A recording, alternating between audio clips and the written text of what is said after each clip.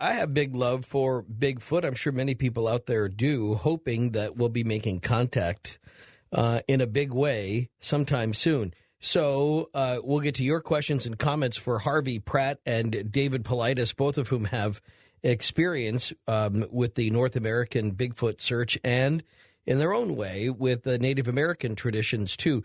But back to the question about their backgrounds as police investigators. Anytime that there are serial experiences, I don't mean like a killer, but I mean where many witnesses are reporting similar things spread out over a geographical distance and time, an investigator, I would think, would look for similarities in the stories to try to find out whether or not it could be the same person, the same suspect, so to speak, involved in all of these incidences. So, as investigators, what did Harvey and David find as they were investigating these different reports of Bigfoot that would tie them all together? What are the similar characteristics of these reports? We'll explore that along with your questions and comments next on Coast to Coast. This is Ian Punnett. All right, let's get to west and east of the Rockies and the first-time caller line and the wild card lines as we're lining them up right now in just a second. But Harvey Pratt and David Paulides, both of whom have a law enforcement background as part of their investigations into Bigfoot. Let me ask you all, I kind of threw out this idea that you were, as police investigators, you would look for similarities in the ways in which these reports were being filed, characteristics that seemed similar. What did you find along the way in these investigations that led you, to sort of see any sort of patterns? Well, one of the things that we did first on, Ian, was we looked and saw what researchers had done in the past and where they had been successful and maybe the procedures that they placed and they utilized. And one thing John Green did early on is he stated that he had used affidavits to accumulate reports. And we thought that this was a good way to force the witness to take their statement seriously, read it, make sure it's accurate before they put their signature on the paper and they swear under penalty of perjury that they're telling the truth. Every Bigfoot sighting report we take is signed under an affidavit. And since then, John's come out and said that he didn't use affidavits for all of his sighting reports, but he only used it for a few select ones. We use it for all of ours. And that helps us to ensure that we have an accurate statement. Now, from that point on about how we interview people, essentially it's the same way you'd interview anybody on any relative incident, seeing how all the senses are affected by it, eye, nose, throat, hear, right, smell, etc. But you don't limit your questions. You want to leave it open-ended. So if there is something unusual that comes out of that, you want to get it, and you don't want to limit the witness to what they're saying. And so just like Harvey was saying later on, by the time Harvey gets to somebody, they've already signed the affidavit. We've already interviewed them. We kind of know what we're going to get, but Harvey goes through the same process again, gets the witness comfortable with him, right, and then goes through his interview for the forensic part of it. But I think the most important thing is you keep it open-ended and you allow them to tell the story. Okay, well, then that's what I'll pick out a little bit more here. But, I mean, when you're looking at a suspect, I imagine you would say, did he have a weapon? How were they dressed? What were their actions? Did you notice anything? And you as an investigator, if you're looking to find out whether or not you have the same suspect involved in a series of cases, you would find out, well, gosh, he used a coat hanger to jimmy every window. That's a similar characteristic. Are there any of those things that you see in the Bigfoot sightings that people are reporting that they're not necessarily trying to jibe with other reports, but they do because of their authenticity? Sure. There are certain circumstances that bring forth similarities, right, namely that Bigfoot seems to have an affinity to being around people. Meaning that there are a lot of sightings around these Native American areas. And whether it's that the Native Americans respect them and won't hurt them, or it's decades and decades of being around them knowing that their own behavior, how to mimic it, how to get food, how to do this or that. I'm not sure what it is, but there is a comfort level. And Harvey found that in Oklahoma. I found it in California and Minnesota. It seems to be a pretty consistent pattern that they're not afraid to be out. Where were you in Minnesota? Can I ask, Dave? Yeah, an area near Bena, Bena. Very interesting. I'll have to find out more about that. Let's go ahead and get some callers, some questions. We'll go east of the Rockies first for Harvey Pratt and David Paulides with Don in South Florida on Coast to Coast. Don? Don? Yes. Here's your chance. Yes. Hello, Ian. It's a very good program you got. And Thank you. Yes. Hello, David and Harvey. Yeah. My question is, do you think that this could possibly be a spiritual type of an experience? A spiritual experience. I don't think so. You know, I mean, like an otherworldly kind of divine-like intervention, sort of? well, no, not exactly. My wife and I had a sighting, and we watched this creature for like 45 minutes, you know, from a elevated position. It wasn't aware that we were watching. And, you know, we didn't really have any idea what a Bigfoot was, you know, until after the fact. But just the things that happened and how it progressed, it almost seemed like more of a spiritual type of an experience. All right. What do y'all think of that? Can you extrapolate a little more on what made him think it was spiritual? Well, I think the effect that it had on him and his wife, as opposed to like an angelic experience. We've spoken to researchers, some pretty noted researchers that don't want their names told, that have stated that they've been in areas where they know that there were sightings, that strange things have happened to them. Sometimes they hear a buzzing sound, sometimes they see lights, sometimes they wake up and they've had some kind of strange feeling that they've never had before.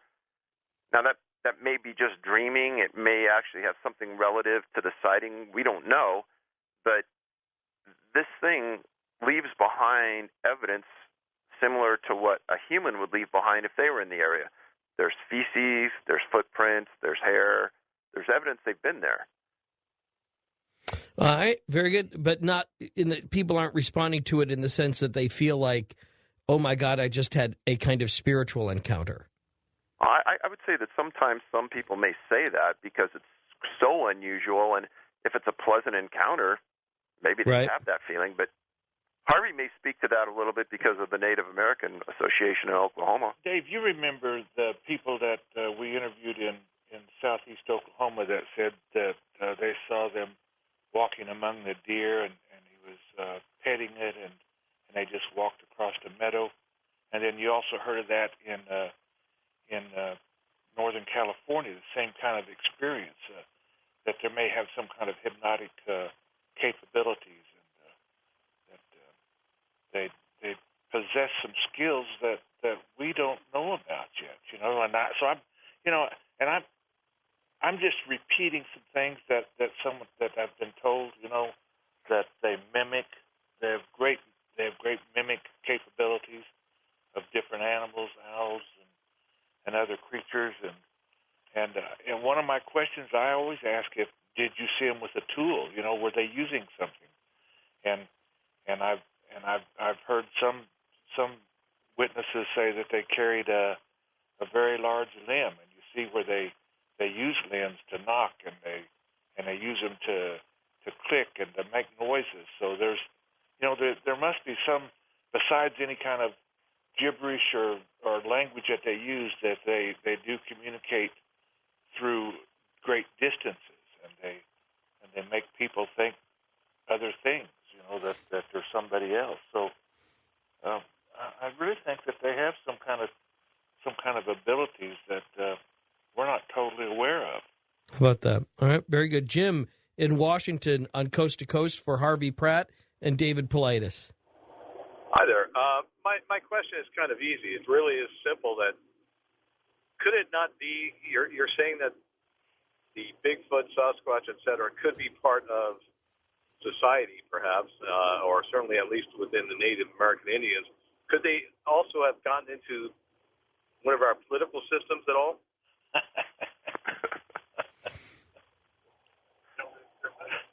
Gentlemen, our political systems. Kara, first-time caller line in Arcadia, California on Coast to Coast. Hi there. That's ARCATA, Arcata, Okay, which is on the coast, right above Eureka. It's in the Redwoods, and we're just on the coast. Willow Creek is right over the hill, and then a few miles past that is Hoopa. Arcata is in a beautiful spot there on the coast. Yes, it is. So the thing of it is this. First of all, okay, I didn't really have a question, but I had a few statements I wanted to make quickly so you could get to other callers. But it's all I know, and I wanted to throw a few things in if that's okay. Get it? Go ahead. Just be quick. Okay. Yeah, there are a couple papers here, as the gentleman probably know. One is the Eureka Times Standard, and one was, because they curtailed it, it's gone now, or it's the Eureka Reporter. And within the last few years, there was a big write-up about a family and or family with friends of people who started and kept going a big Bigfoot story that really was untrue for years and years and years and years. And then when the fellow passed on or was going to pass on, they corrected it. And that was a big thing in the newspaper. And I don't remember which one or what year. It wasn't that long ago. So you could look back in the backlogs of those and read that. That was interesting. A lot of stuff around here came out of that particular fib. Now, so you want to sort that one out for other things you may know about. Now, as far as this Indian devil, the words Indian devil, I've heard them intermixed with Indian witch and with certain people. Now, that might be two different things, but anyway, a story that I heard, and I think I heard it on educational TV around here, KEET, K-E-E-T, Channel 13. I think that might have been where I heard it. There were stories from people living in different areas, Indian people, that happened to be people that were participating in a diabetes clinic in our new Indian clinic here in Arcata. And one person was from up the way, up near Crescent City or Klamath or whatever, I think, or telling about being from up that way, and as a kid being told about, staying out of the water because the Indian devil would pull you in. And it was, I think, a female. And anyway, that was kind of a thing to keep the kids from going into the water and drowning. Right. Was talking about Indian devil. Now, let's see, what else? Hairy men all over the United States, white men are referred to as big hairy men, and sometimes as people with big feet. Let's see. I had another thing or two, but I can't remember it, so I'll leave it at that. All right. Gentlemen, what about the white devil, the white witch? I haven't heard anything about that. What does that mean? The hairy devil? I have no idea. You hadn't heard that before either? No. Okay. I was trying to sort out exactly what you was talking about. Well, I know that some Indian tribes refer to white men as hairy people or hairy men. Refer to them as spiders. Right. So yeah, I've heard that. Okay. All right, just checking. We'll get another one from California. It seems like almost all of our callers are coming from out that way. What's the percentage of Bigfoot stories from, say, California, the Pacific Rim of the United States versus Oklahoma? There's a lot of sightings that are coming out of Oklahoma, and that Texas, that region. It's once you get out into that area and you start to talk to people. There's a lot of people out there who just don't have internet access, don't know who to talk to. And then once you go into the area and you speak from an educated level that you know something about the topic, I was out with Harvey 1 week, and it was absolutely amazing what we learned from that 1 week out there. Wouldn't you say, Harvey? Yes, sir. Absolutely.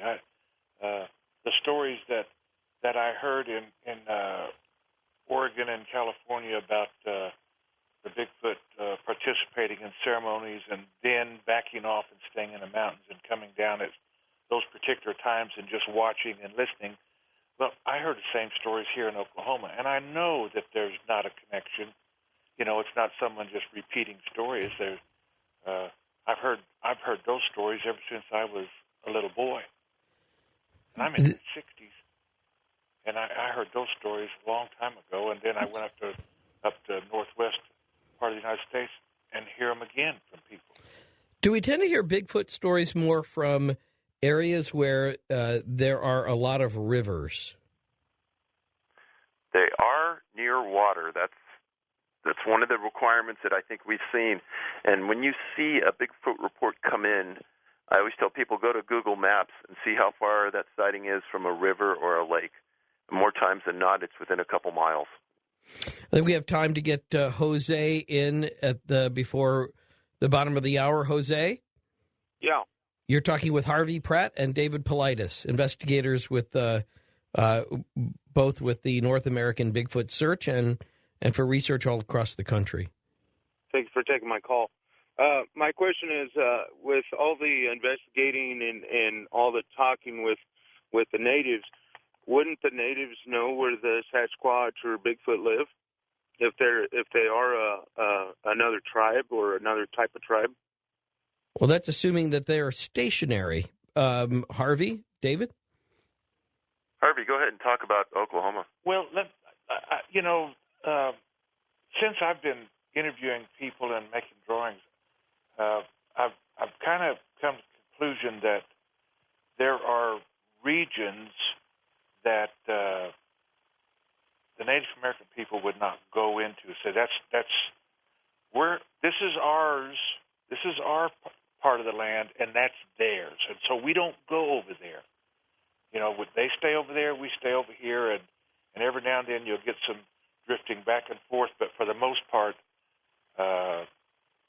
there's a kind of a understanding. We live here, you live over there, and I've caught that several times here in Oklahoma. There's certain areas that they would say, look, you don't want to go over there. You don't want to spend the night over there. Right. It's scary. You don't want to go over there. That's where they are. So we stay over here. What is the California? What is the scariest story you've ever heard associated with an actual authentic Bigfoot sighting? Harvey or David? Well, I heard one out of Utah with a young Indian man that I visited with, and his uncle was going out to challenge him, and this is fairly recently, and he just disappeared, and they had watched him in the mountains, and he rode into this area where they're not supposed to go. That's where Bigfoot lived. The hairy man lived there, and they were not to come into that. They don't go to that area. And he went into that area, and they found him seven days later, nude and covered with tree sap. But still alive. Still alive. And they brought him back into the camp, and they doctored him for another week, and he does not remember a great deal of what happened to him. So, or doesn't try not to remember.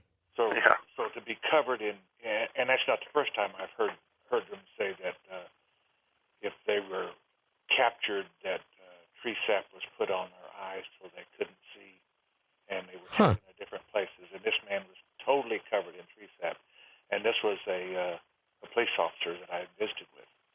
Okay, so a police officer, and he had his eyes covered with tree sap, and as well as the rest of his body. Uncle. But it was his uncle. Okay, that they went looking for to find him. It's sort of like the classic mobster, or espionage novel where somebody has to be blindfolded before they're taken to the secret location of the big meeting. I love that. Harvey Pratt and David Paulides, two investigators into Bigfoot, going into our last half hour. Look forward to hearing your questions, your comments, your own experiences, lining up the callers right now. And just like Harvey and David's investigation, the callers are now more representative of coming from all over the country. We'll get to your questions and comments coming up next. I encourage you to link up to Harvey and David at our webpage. Take a look at the new book, plus the forensic artwork that Harvey is responsible for. Find out more at coasttocoastam.com. And if you have Streamlink, go back and listen to that book on poisons last night, The Poisoner's Handbook. A great interview with Deborah Blum. Also interesting material and, kind of scary for our future with the number of poisons that are still out there lurking in our systems. Coast to Coast AM. It's all happening there on the website. This is Ian Punnett. Full boat of calls. We'll get to all of them coming up next for Harvey Pratt, who has done the great forensic artistry that's linked up on our webpage at coasttocoastam.com. And then David Paulides, who is with the North American Bigfoot Search. And both of them with a police background, bringing a sort of a unique perspective to the investigation of Bigfoot. What about you and your experiences? We'll find out next, coming up on Coast to Coast. In for George Knapp tonight, this is Ian Punnett. Harvey and David taking your calls on Coast to Coast. Let's start with John in Oklahoma, east of the Rockies. Go ahead, John. Yeah, thank you very much. You know, I'm having a little difficulty tonight taking these two guys seriously because they're supposed to be in a history of police work, and yet at the same time they're not availing themselves of some of the simplest contemporary high-tech, kind of like a stealth camera that utilizes infrared instead of flash-type photography. And for $125.25 with a 25% discount, they could get one of these cameras along with a 2-megabyte memory card, all the batteries, and the shipping and everything for 40 of these cameras for $5,050. Now, that's not a lot of money, folks, to put into getting photographic evidence. You could actually cover 2 adjacent mountains, each with 15 cameras, and the pass in between with 10 cameras, all for 40 cameres for about $5,050. Okay. There's no excuse. John. Let's have them respond. Go ahead. Nobody has to give any excuses to you. Go ahead, Harvey. David, what would be your response to John? It's an easy response. What evidence do photographs have ever played in the Bigfoot world? The best piece of evidence, photographic, would be the Patterson-Gimlin film, and that's wrought with controversy. Do we believe that really was a Bigfoot in that film? Yes. But photo evidence really is going to play nothing towards the scientific community claiming that this is a species in and of itself. That helps you track their movements on these 2 mountains, and from that point, you can actually move in and set up electronic or electrical traps like you would with a taser or something, and take one of them down and then bring it in alive. Well, John, that might be the way you do it, but it doesn't mean necessarily that that's the only way to do this. In fact, if you go to the wait, I'm going to finish. John, I'm going to finish that thought with you or without you. I will finish that thought. If you go on our webpage tonight, coasttocoastam.com, there's a story in the news section of a photograph that is appearing on the web. Have you seen it, Harvey and David? Yes. Okay, so it's supposedly of a Bigfoot head sticking up through the brush. And John, this would be some of the photographic proof that you are seeking. I think it looks totally bogus. It looks like a kid's Halloween costume, but that's just me. If it is, is that tantamount to evidence? Harvey, David, your thought on that photograph that's on the webpage tonight? Well, Ian, let me respond.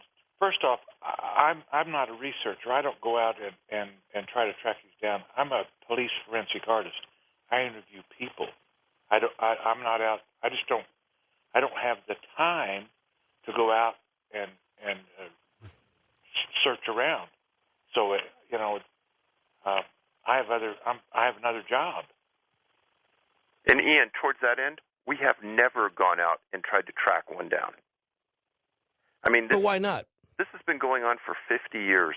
There's probably 25 other groups out there that are doing this every weekend. Have they ever been successful? No. Do I think that they're going to be successful in the future? No. So why not? Why not? Well, if you go all the way back to the 1920s, in this article I talked about where the 3 Native American groups came out, and Harvey alluded to it several times, is these things have some special abilities that don't even come close to what humans can do. They can run extremely fast. They can mimic things in the bush. They have the ability to be stealthy, whether that's to stand behind a tree and not be seen, mold themselves into the ground and lay there. We're not sure, but they have some abilities about escaping and getting away that we can't keep up. Okay. Let me get to Susan, who's waiting in North Georgia on Coast to Coast. Hey, Susan, where in North Georgia are you? Hi, Ian. I live in a small town called Talking Rock. Okay. I've been up in North Georgia many times. Lovely up there. Yes. I came in late to your program, and I thought I heard something about the hair color in that when they're younger, their hair color's light. Did I hear that correctly? Well, it could be. We were speculating about that because there seemed to be some disparity in the hair color testimony. And so we're just wondering whether, just like in humans, who might start off with lighter hair and then end up going darker as they got older, the same could be true of Bigfoot. Well, my son had an experience driving. There's a large cove near where we live, and this was late at night. He was driving with a friend of his and passed by these two creatures, and they were smaller than what you would think a Bigfoot would be, and the hair color was really light, and they were crouched down eating some sort of, like, he thought maybe roadkill. But when they were driving by, one of them looked directly at my son, and it just totally freaked him out. He said this had a face like a human, but it was clearly an animal. They were both animals. They were both the same, about in height and color. And I said, well, I'd never heard of a light-haired Bigfoot, but it intrigued me when I heard you tonight. Harvey, David, who wants to go here with Susan? That's a very consistent statement from someone who probably hasn't been in the field a lot, but in each one of the witnesses that we interviewed that had seen something very similar to your caller, the people were very apprehensive to admit what color they had, because that isn't a color that's talked about by other researchers and expounded about in the Bigfoot community very much at all. But that would be consistent with the idea that Susan's adolescents had seen an adolescent Bigfoot. Correct. Yeah. Very good. Thank you. Like that sort of independent corroboration of something we had mentioned earlier. David's on a first-time caller line in L.A. for David Paulides and Harvey Pratt. Hey there. I just I had a little comment about the little Bigfoots that the woman earlier mentioned, and a little story of mine and my experience with them. My grandmother was half Pima Indian from Arizona, and so growing up with that culture, I went to a youth camp when I was about in sixth grade in Bishop, California. The camp director was a Paiute man, and it was like the woman said earlier, there's a lot of Paiutes in that area, and they see a lot of Bigfoots. My father was also working for the camp, so him and we took a little walk behind the camp. We crossed a small river, and we took a back walkway, just to go get some air and hang out. And we started noticing footprints, and they looked, like a large, wide foot, not quite a grown-up Bigfoot, but what we were referring to as little Bigfoots. And actually listening tonight was the first time hearing about that. So we saw these tracks. We mentioned it to the camp director. We mentioned it to a few people. They kind of were hush-hush about it. They didn't want to talk about it too much. And there was actually a camera crew there that was working for the camp, and my dad got them to, document it and record it, and they interviewed him, and he talked about it. And also in that back area, we had found a cow that looked like it had been eaten. I wasn't sure if it was natural causes or possibly there was other Bigfoots there, and maybe there was some sort of confrontation with this cow. But my dad talked to the camp director, and he told them, hey, you can't mention anything about this to the camp, but I'll introduce you to my mother, who's a Paiute woman, and she said that that she confirmed that there was Bigfoots in that area, and that they knew about them, and that they used to actually have to lock their trash cans at night because the Bigfoots at times would come into town and try to take food out of the trash cans. Harvey, David? Very consistent story. That trash can searching story, I don't think I've ever heard that before. I was actually driving through the mountains between Hoopa and the coast one day on a dirt road, and there was a woman riding her horse. And I stopped alongside of her, and I had a giant metal decal on the side of my car indicating where I worked. And we had a conversation. I said, so have you ever heard any stories about Bigfoot up here? And she related a story to me about in the middle of the night, their garbage can disappeared from their home, which was extremely rural. And she said that days later, they found some garbage on a hillside trail 2 miles away. And they said that garbage can must have weighed 60 or 70 pounds, and they couldn't understand how it got to where it was. Now, wouldn't be consistent with a bear dragging it off? No, I don't think a bear could drag off a garbage can that big. She said there was no way. A bear would go through it and make a mess and throw the garbage around, but they wouldn't carry the can away. No. Actually, I get a lot of deer in my neighborhood because I live not far from the Mississippi, and it is we get a lot of these rather large bucks that go through garbage, and whether it's bucks or whether it's fox or whether it's any of the other wildlife in the area, nobody ever carries it away. They just tip it over, stomp around in it, go searching around. Let's get to Lewis in Porter, Texas, on Coast to Coast for Harvey Pratt and David Paulides, Bigfoot researchers. Lewis? How y'all doing? Go ahead, Lewis. I'm a very avid outdoorsman and an avid hunter for 30 years. And 2007, I saw something on a large piece of land that we lease on the San Jacinto River in Montgomery County, Texas. It was a brief sighting. I say brief. It seemed like a lifetime. It lasted probably 3, maybe 4 minutes. But this was an animal, a large animal that walked on its hind legs. I got a real good view of it and watched it for a couple minutes. And my concern is, are they dangerous? Okay. Harvey, David, any reason for Lewis to be scared? Well, if we go back to the belief system that on that genetic scale they're closer to human than anything else, well, humans have aberrant behavior, and some people have called some humans monsters, and there have been people that have done serial killings like Ted Bundy. And so to think that something on that genetic scale that's close to human would be entirely pure, I don't think would be a consistent, rational thought. So I would say that you have to be careful, and I think that there's probably, just listening to the Native Americans' tales about being kidnapped, abducted, some of them cannibalized, I think there's some reason to be very cautious. David, earlier I mentioned to Harvey, I asked him what the scariest story he'd ever heard about a Bigfoot. I don't think I heard one from you.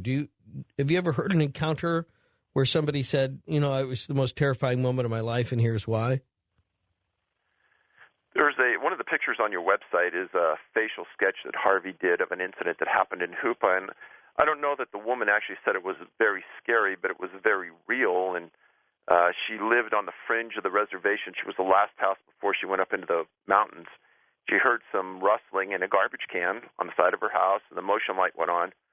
She grabbed her cell phone because she knew there were a lot of big bears out there. She went out and she looked over, and she saw this thing leaning over the side of this tin shed going through her garbage.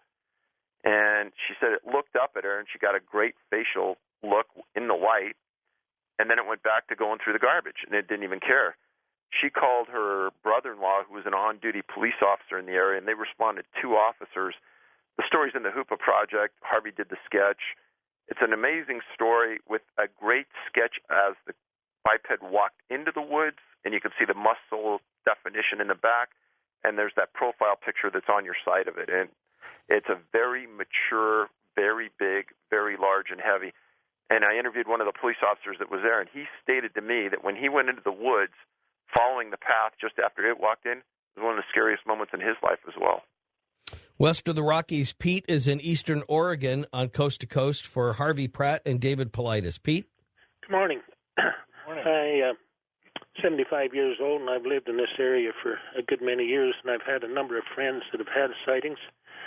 And 2 of them have, 3 of them have books that have been quite recently written. I don't happen to have a copyright here, but James Hinchcliffe had a sighting on Weston Mountain just before snow this last fall, and that was his second one. He had one when he was about 12 years old. And I think he has access to the books He lives up James Hinchcliffe. And then we got Patricia Patterson and Bob Gimlin. And Patty's never seen one, but her husband, of course, is dead now. Right. But by contacting either one of those, they can get you in touch with someone that can supply the book that'll pretty well tell the whole story. Gentlemen? Harvey or David on that? No comment. Okay. Thank you. Let me get to Ruth in Virginia as we're winding down on time with Harvey Pratt and David Paulides. Ruth? Hi. It's nice to hear from you. Good morning. I had a sighting back in 1964. I was 18, getting ready to go to Yukon, and I was riding my horse. He was a hunter. He was almost 6 feet at the shoulders. We were going up by the Stanford Reservoir through private land that was 300 acres, and we went up on the side of a hill, and my horse was really, really nervous, and all of a sudden it stood up behind me, to the left, behind some bushes, in one fluid motion. It was incredible. He was taller than my horse, and me sitting on the horse, so my torso must have been about 2.5 feet, and I got a really clear look at him. He was about 12 feet away. He had short hair. He didn't look as big as the Bigfoot in the Patterson film. He was more narrow, more slender. He looked like a man with about 1.5 inch pelt coat, black, solid black. His skin was black. His eyes were really dark. His face did not look like an ape's face. The shape of it was more rectangular, and it was kind of domed, but his nose was more like just an average person's, kind of like, but pushed in a little bit. And he looked more curious than anything. And I did notice that his fists were bald. And if he had wanted to hurt me and the horse, my horse was freaking out, he could have just one step forward and punched the horse, and the horse would have fallen over sideways off the hill. He could have gotten both of us. And he didn't. I know he was human or very close to human, and that's why I don't believe in shooting them or hunting them. Sure. What did happen? Did he run away? No, he just stood up there. My horse and I freaked out. I held my horse as long as I could to get a look at this thing, and then we just took off. And by the time we got back to the stable, which was several miles away, we were just covered in lather. But right. That was, like I said, 46 years ago, and it was much more rural there. And you remember it like it was yesterday? Oh, I'll never forget it. Yeah. Was that in Utah? No, it was in Stamford, Connecticut, near the Stanford Reservoir, and I've never heard of any other Bigfoot sightings in Connecticut. What month was it? In August. It was just before I went away to school, Yukon. The thing was, the horse saw it. The horse was freaking too. He was almost uncontrollable. It was everything I could do to stand up, to sit on him. But this entity, this being, stood up, and he was taller than my horse, which is 6 feet at the shoulders, and my torso, taller than my head, and he was about 12 feet away. And like I said, his fists were bald. That's I think what you need to. More curious. It's like right. Well, you know what? That brings us right back to where we started, Ruth, which is back to the drawings on the webpage, which I would say reflect that kind of curiosity, don't you think, Harvey and David? That sort of human-like, almost an imploring look in one of those pictures. Right. Yes. So thank you so much. Enjoyed it quite a bit. Good luck on the book. Link up to both Harvey and David, if you can, through coasttocoastam.com.